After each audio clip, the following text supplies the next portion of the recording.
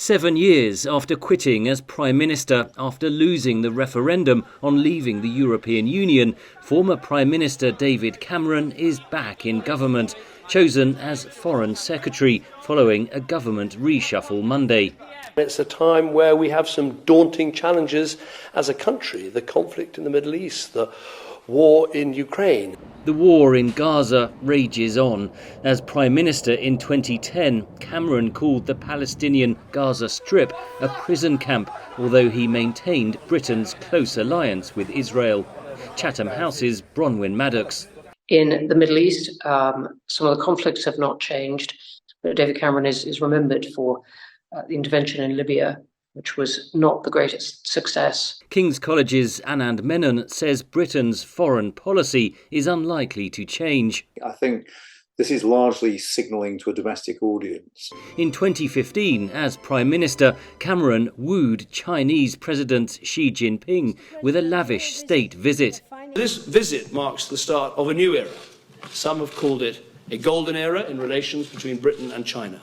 Britain-China relations have since soured amid rising security and geopolitical tensions, says Menon.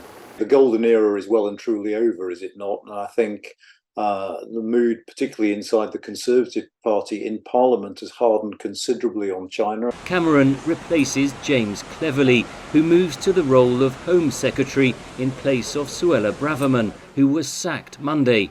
That followed a newspaper article in which she accused Britain's police of showing left-wing bias towards pro-Palestinian demonstrations, which she described as hate marches.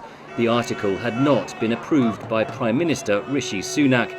At least 300,000 people joined a pro-Palestinian protest in London Saturday, calling for a ceasefire. There were violent far-right counter-demonstrations, and police made at least 120 arrests. Reports of anti-Semitic and Islamophobic attacks have risen sharply since the Israel-Hamas conflict broke out. It reinforces existing party divisions, which I think makes it more likely that this kind of thing will explode alongst party political lines. But I think with Israel-Gaza, you see it in a particularly acute form, particularly as well, of course, given the high levels of violence from both sides that we've seen during this awful war. Analysts say the Prime Minister's reshuffle is an effort to broaden his Conservative Party's appeal, as it lags far behind the opposition Labour Party in the polls, with an election due before the end of next year. Henry Ridgwell, VOA News, London.